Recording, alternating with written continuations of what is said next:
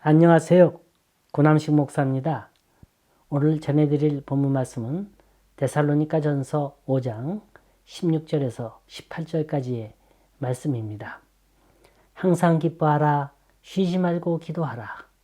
범사에 감사하라. 이것이 그리스도 예수 안에서 너희를 향하신 하나님의 뜻이니라.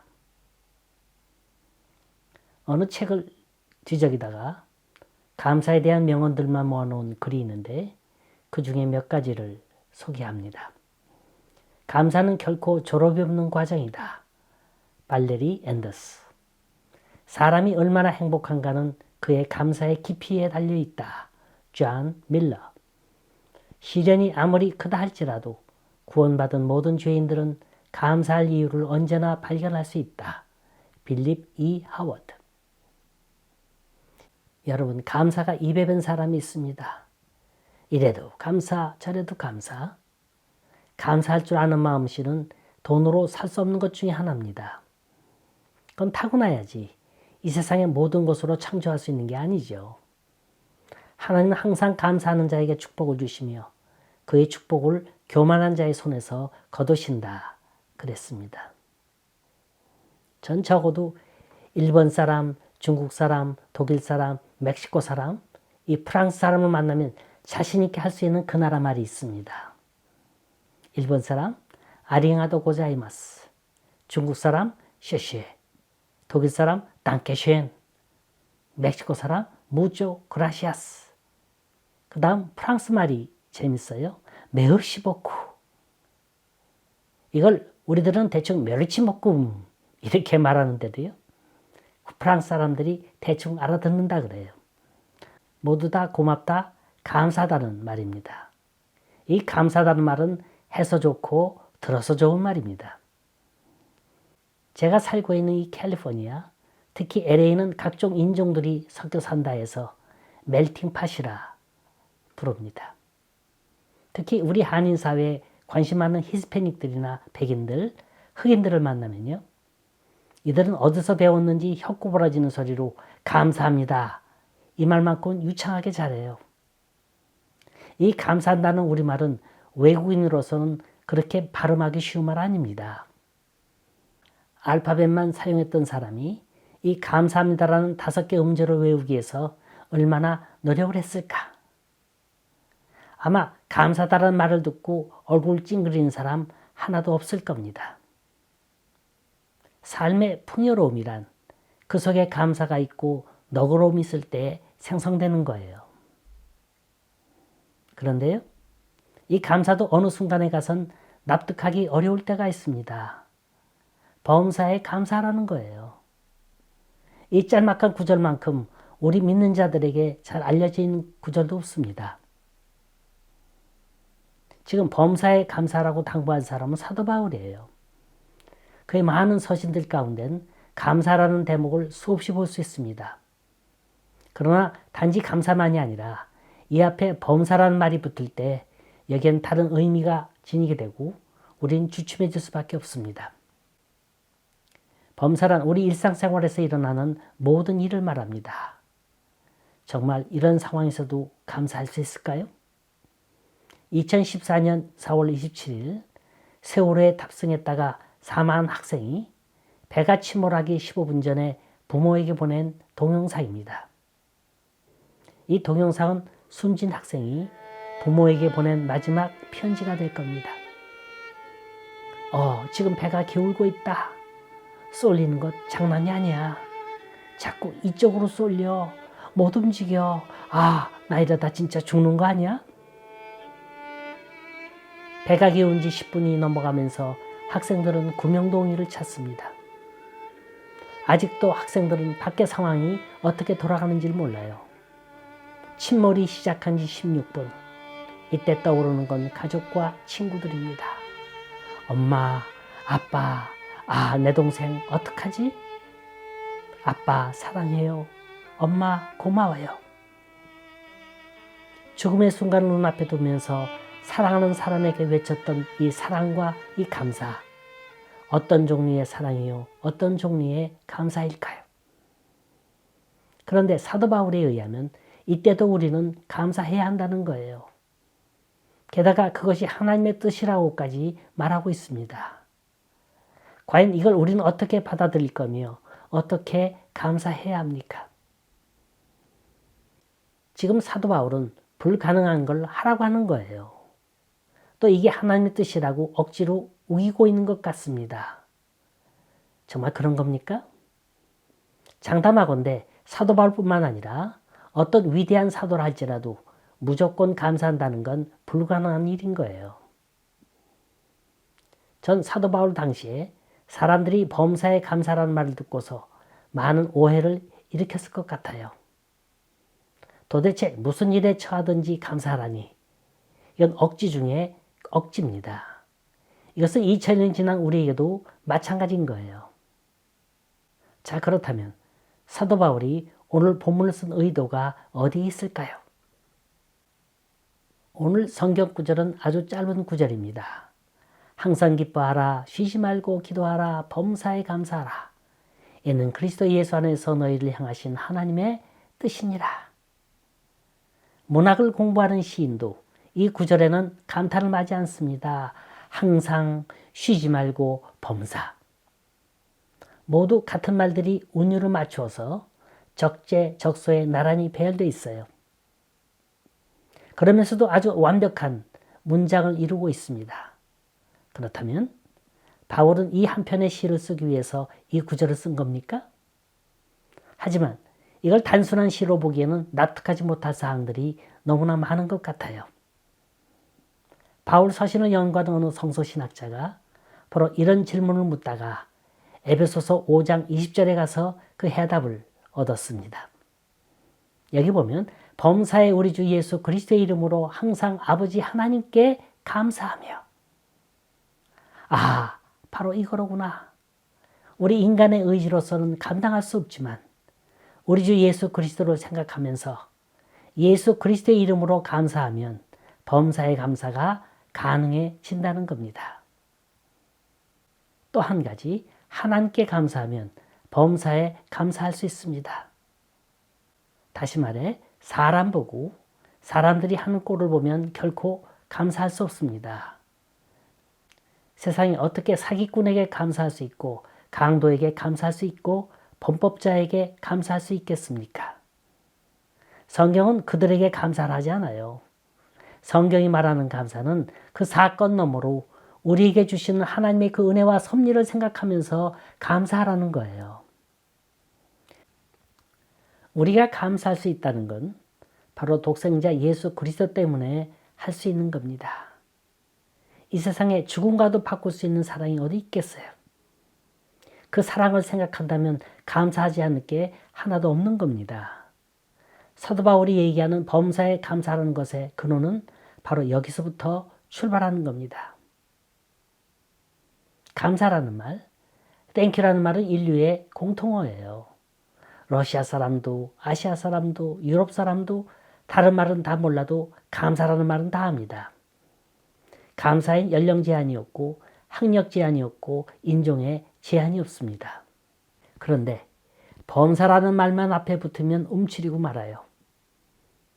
과연 범사라는 말은 사도 바울처럼 믿음 좋은 사람만이 쓸 수 있는 말입니까? 우리 한번 우리의 삶의 현장을 돌아보십시다. 여러분, 우리가 살아서 숨쉬고 있다는 것, 이것에 대해서 감사해 본 적 있나요? 인생은 마라톤이란 말이 있습니다. 그런데 마라톤에서 좋은 성적을 내려면 스포트를 잘해야 한다 그래요. 이 스포트란 말은 순화된 우리말로 끝판 힘내기 또는 막판 힘내기라고도 합니다. 마라톤의 스포트는 30km 이상을 달리며 평상시에 힘이 완전히 바닥난 상태에서 마지막 목표점을 향해 죽을 힘을 다해 달리는 겁니다. 그런데 마라톤 선수들은 아무리 초반에 잘 달렸어도 스포트에 실패하면 좋은 성적을 낼 수가 없는 거예요. 책 한 권 소개해 드립니다. 그러니까 당신도 살아. 이런 책입니다. 오하라 미스요는 중학생 시절 심한 왕따를 당해 할복 자살을 시도했어요. 가까스로 살아남은 그녀는 폭주족과 어울려 다니며 마약과 혼숙을 일삼는 비행소녀가 됐고 마침내 16살엔 야쿠자 보스의 아내가 되기도 했습니다. 하지만 그 후 그녀는 호스티스 생활을 하면서 밑바닥 인생을 전전해야만 했습니다. 그런데 그녀를 오래전부터 알았던 아버지 친구 오히라 씨가 그녀를 붙들어줬습니다. 최대 복수는 내가 보란 듯이 꿋꿋하게 일어서는 거야. 그 한마디 말을 듣고 그녀는 23살부터 미친 듯 공부하기 시작했습니다. 원래 한문도 제대로 못 읽던 그녀가 공인중개사, 사법서사 자격시험에 연달아 합격하고 1996년엔 29살의 나이에 일본 사법시험에 합격해서 비행청소년 전문 변호사가 됐습니다. 그리고 2003년부터 2005년까지 오사카시의 부시장도 역임을 했어요. 그래서 그녀가 만든 자서전 제목이 그러니까 당신도 살아입니다. 아마도 이 여인처럼 산다는 게 절실하게 느껴지는 순간도 없었을 겁니다. 사람들은 항상 풍족할 땐 몰라요. 그렇지만 삶의 가장 밑바닥에서 겸손하게 나를 바라보는 순간 아, 이게 정말 나의 모습이었구나 느끼게 되는 겁니다. 성경에 보면 감사와는 떨어질래야 떨어질 수 없는 가장 가까운 곳에 따라다니는 단어가 하나가 있어요. 그건 시험이라는 단어입니다.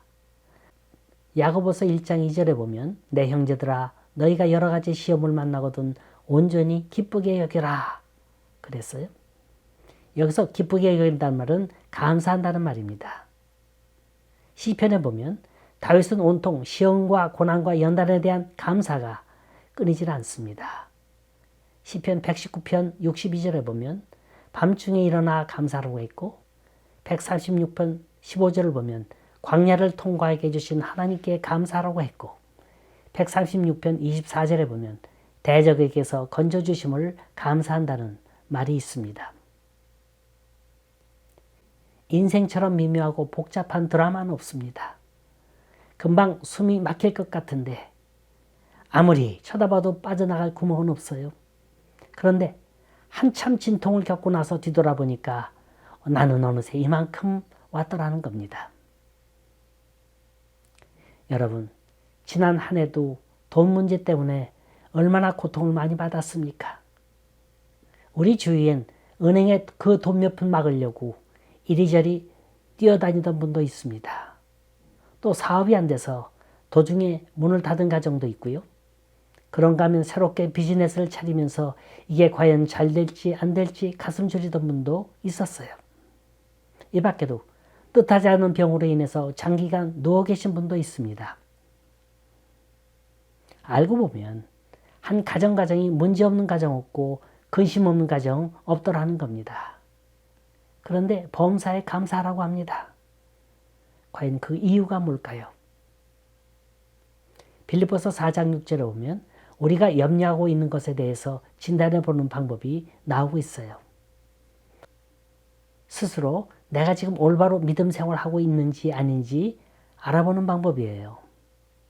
아무것도 염려하지 말고 오직 모든 일에 기도와 간구로 너희 구할 것을 감사함으로 하나님께 아뢰라. 여러분, 이 말씀을 아주 가볍게 들어서는 안 됩니다. 그저 쉽게 하는 말이니 생각하지 마세요. 바울은 적어도 이거를 감옥에서 쓰는 거예요. 당장 자신의 생명이 어떻게 될지도 모릅니다. 사형 선고를 받게 될지, 교수형을 처할지, 단두대에 목이 날아갈지 모르는 일이에요. 생명과 바꾸는 염려, 그 이상의 염려가 어디 있겠습니까? 그런데 그 상황에서 어떻게 하라고요? 염려하지 말라는 거예요. 이토록 도도하게, 이토록 자신 있게 외치는 그 말씀의 근거가 어디에 있는 겁니까? 바로 3가지 단어입니다. 기도하라, 간구하라, 감사하라. 여러분, 날마다 감사하십니까? 기도하라 그러니까 어떤 분이 그러대요? 나는 기도했는데 하나님으로부터 아무런 응답도 없대요. 염려는 그저 그대로 계속된대요. 기도해봤지만 문제 해결도 안 되고 염려도 사라지지 않더라는 겁니다. 아마 이 점에 고개를 끄덕거리는 분도 많으실 거예요. 이건 기도를 잘못 알고 있는 겁니다. 기도를 잘못 이해하고 있는 거예요. 기도 그 자체에 능력이 있는 게 아니에요. 기도는 하나님을 믿고 하나님께 모든 걸 맡기는 거예요. 능력은 기도에 있는 게 아니라 하나님께 있는 거예요. 하나님이 나를 사랑하셔서 하나님이 해결해 주실 줄 믿고 하나님께 내 모든 문제를 맡기는 거예요. 그게 기도입니다. 바울을 보세요. 그는 감옥에서 염려할 일 참 많았습니다. 그러나 기도했어요. 하나님께 다 낱낱이 하려고는 그냥 모든 걸 맡겼습니다. 이젠 염려하지 않아요. 기도가 염려를 거둬간 게 아니라 하나님께서 내 모든 문제를 책임 맡았기 때문입니다. 다음으로 간과란 말은 하나님의 텔레파시와 나의 텔레파시가 주파수가 맞아야 한다는 겁니다. 내 생각, 내 뜻, 내 소원, 내 고집, 마음대로 짓거리는 말이 아니에요. 너희는 먼저 그의 나라와 그 의의를 구하라 그랬어요. 하나님의 뜻은 전혀 생각하지 않고 내 고집, 내 주장만 내세우니까 스트레스도 쌓이고 염려도 쌓이는 겁니다. 다음엔 감사하랍니다. 여러분, 이 감사 앞에 왜 범사에라는 수식어를 붙였는가 생각해 보세요. 이 말은 어느 때든지 어느 경우든지 어느 상황이든지 감사하라는 거예요. 설사 죽음이 내 앞을 가로막는다 할지라도 이게 하나님이 원하시는 일이라면 그것도 감사하라는 거예요. 스데반 집사를 보면 그는 돌에 맞아 죽어가면서도 기뻐했어요. 감사했어요. 그 모습이 얼마나 아름다웠던지 그 얼굴에 광채가 났다고 했습니다. 다니엘 선지자는 사자굴에 던져지는 줄 알면서도 하루에 3번 기도했어요. 또 기도만 한 게 아니죠. 다니엘서 6장 10절에 보면 그는 기도하며 감사하였더라. 죽으러 가는 게 뭐가 감사했겠어요. 근데 그는 아니었어요. 죽어도 감사합니다. 죽을지라도 감사해요. 하나님의 사람으로 의롭게 살다가 죽는 것, 내 신앙의 지조를 지키다가 멋지게 가는 것, 이게 감사한 겁니다. 성경이 말하는 감사와 축복의 법칙이 있습니다. 결과를 바라보며 감사하는 것, 그건 감사가 아니죠. 선 결과 후 감사가 아니라 선 감사 후 축복, 선 감사 후 은혜인 거예요. 먼저 감사부터 했더니 이뤄주실 줄 믿고 감사부터 했더니 정말로 하나님께서 축복해 주시더라는 겁니다. 감사는 하나님의 능력을 불러일으키는 지름길입니다. 안 돼도 될 줄 믿고 감사, 힘들어도 도와주실 줄 믿고 감사, 절망되어도 해결의 길을 풀어주실 줄 믿고 감사. 이렇게 미리미리 감사부터 하면 그 결과가 어떻게 된다고요? 모든 지각에 뛰어난 하나님의 평강이 우리의 마음과 생각을 지키시리라. 여기서 모든 지각이라고 하는 건 모든 가능성과 지혜를 말합니다. 인간의 사고의 한계를 뛰어넘는 거예요. 우리 인간이 미리 염려한들 무슨 소용이 있겠습니까? 우리가 아무리 생각하고 공상해도 하나님의 길은 따로 있는 거예요. 그래서 그 염려를 하나님께 맡기랍니다. 모든 걸 주님께 맡기면 평안하게 된대요. 그렇게 좋을 수가 없대요. 이 평강의 하나님이 우리의 삶을 지켜주실 줄 믿습니다. 이번엔 감사의 시기입니다. 범사라는 말은 바로 그때라는 말이에요. 우리가 범사에 감사하지 못하는 건 곧 감사하지 못했기 때문입니다. 주님의 은혜를 깨달았다면 그 즉시 감사하라는 거예요. 다음에 미루려고 하면 그 감사는 이미 지나가 버리고만 하는 겁니다. 한때 미국 주요 TV에 자주 나오는 공익 광고입니다. 아마도 홀아버지 품속에서 곱게 자란 딸 같아요. 고등학교를 졸업하고 동부에 있는 어느 대학으로 가기 위해 집을 떠나는 날입니다. 아버지가 그 딸을 배웅하기 위해서 집 앞에 있는 거리에 나와 있습니다. 딸은 자동차에다가 짐을 잔뜩 싣고 아버지에게 빠이 하면서 인사를 하고 떠나는 거예요. 그런데 백밀러에 아버지의 모습이 비치는 겁니다. 딸이 떠나는 모습을 끝까지 지켜보고 있어요. 아마 그때 그 아버지는 별의별 생각 다 하고 있었을 겁니다. 아이고, 저 철없는 것. 태어나 처음으로 집을 떠나는데 공부는 잘할까? 좋은 친구 만나겠지. 먹는 건 어떻게 먹을까? 건강해야 할 텐데. 이런 아버지의 근심스러운 모습이 백밀러에 비춰지자 딸은 가던 길을 멈추고 문을 열고 나와 아버지 있는 곳으로 달려갑니다. 그리고는 아버지 품에 안겨워요. Thank you, Daddy. Thank you, everything. 아빠, 감사해요. 저를 이만큼 키워주신 것 감사합니다. 그리고 다시 아버지에게 손을 흔들면서 차에 올라탑니다. 아버진 고맙다는 말을 남기고 멀리 사라지는 그 딸의 모습을 보면서 눈시울을 훔칩니다. 이때 TV 화면 아래에 자막이 지나갑니다. Gratitude, pass it on. 감사의 말을 전하십시다. 여러분, 적시적소에 울려 퍼지는 감사의 한마디는 사람의 마음을 움직입니다. 더 나아가 이게 하나님의 마음을 움직이는 감사라면 어떤 감흥과 효과가 나타날까요? 감사절의 본고장 이곳 미국에선 감사절을 맞으면 칠면조도 굽고 펌킨 파이도 먹고 미국식 고구마도 삶아 이겨서 먹습니다. 감사는 잔치하는 거예요. 어느 분이 말하기를 그리스도인의 인생은 축제 인생이라 그랬습니다. 지나간 해를 돌이켜보건대 엄동소란처럼 우리 가슴이 얼어붙은 날도 있었고 가슴 졸여가며 고민하고 애태워하던 순간도 있었습니다. 그러나 그 순간순간이 감사의 순간이었음을 이제 고백합니다. 하나님 감사합니다. 감사 인생은 축제 인생입니다. 우리 범사에 감사하면서 날마다 축제의 삶 살 수 있기를 간절히 소원합니다.